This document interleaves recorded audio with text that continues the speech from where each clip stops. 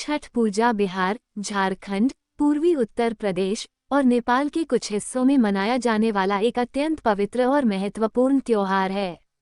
इसे 4 दिनों के लंबे अनुष्ठान के रूप में मनाया जाता है, जिसमें लोग सूर्य देव और छठी मैया की पूजा करते हैं। ये पर्व विशेष रूप से सूर्य देवता की उपासना के लिए जाना जाता है, जिन्हें हिंदू धर्म में ऊर्जा, स्वास्थ्य और जीवन शक्ति के प्रतीक के रूप में पूजा जाता है। इसे सूर्योपासना का पर्व भी कहा जाता है, जिसमें लोग सूर्य देव को अर्घ्य देकर स्वास्थ्य, समृद्धि और संतान सुख की कामना करते हैं। आइए इस पर्व के विभिन्न पहलुओं को विस्तार से समझते हैं। छठ पूजा का महत्व बहुत ही गहरा और विशेष है।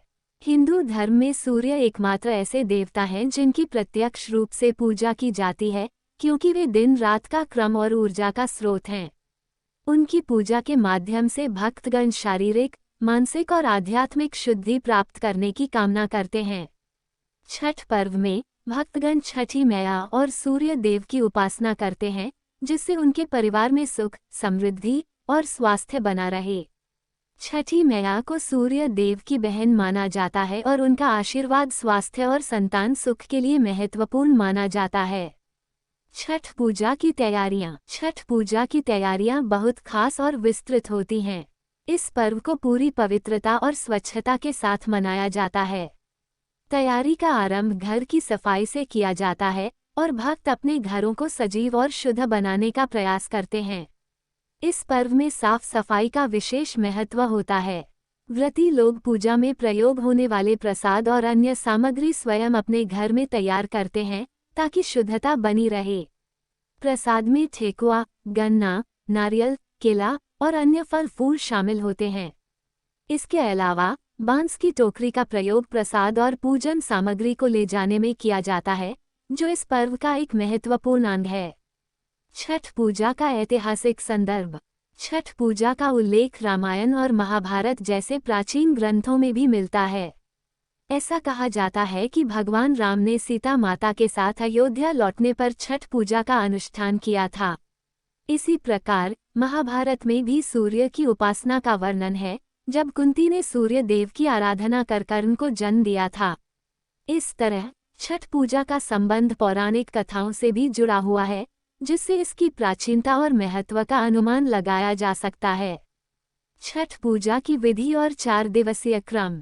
1. नहाई खाया। पहला दिन। छठ पूजा का पहला दिन नहाई खाया कहलाता है। इस दिन व्रती स्नान करके अपने मन और शरीर को शुद्ध करते हैं। वे सादगी और पवित्रता से भोजन ग्रहण करते हैं, जिसमें खासकर चने की दाल, कद्दू की सब्जी और चावल शामिल होते हैं।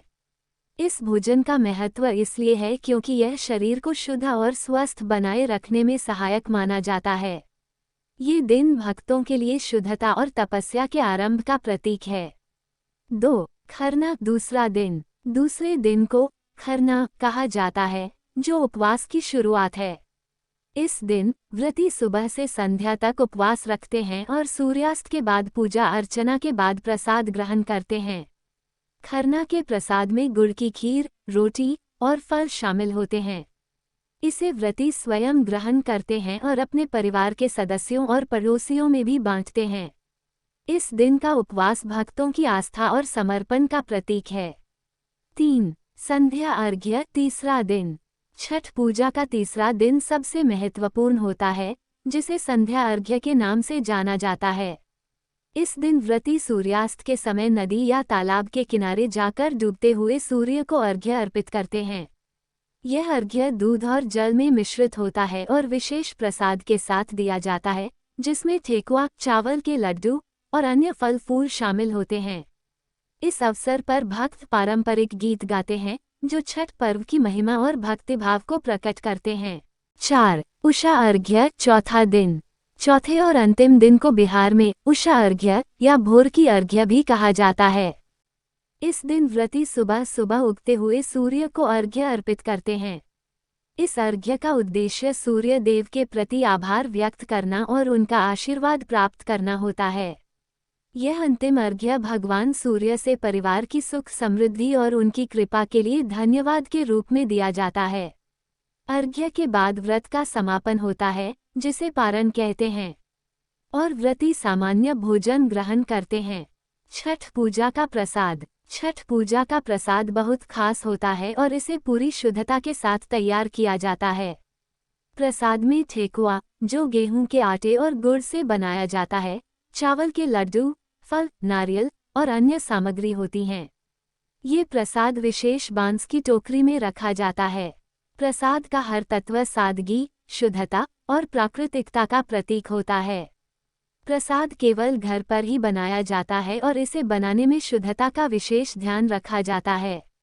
छठ पूजा के गीत। छठ पूजा के दौरान गाए जाने वाले गीत इस पर्व का अहम हिस्सा होते हैं। इन गीतों में छठी मैया की महिमा और आशीर्वाद का वर्णन होता है। इन गीतों को गाने का उद्देश्य छठी मैया और सूर्य देव की उपासना के प्रति आस्था प्रकट करना है। पारंपरिक गीत जैसे कांची बांस के बहंगिया और हे छठी माई न केवल पूजा में भक्ति का माहौल बनाते हैं, बल्कि यह पर्व की गरिमा और महत्व को भी दर्शाते हैं। छठ पूजा में सामाजिक एकता का पहलू। छठ पूजा के दौरान समाज में आपसी मेल जोल और एकता की भावना देखने को मिलती है। इस पर्व के अवसर पर लोग अपने अपने घरों से बाहर आकर एक साथ पूजा करते हैं।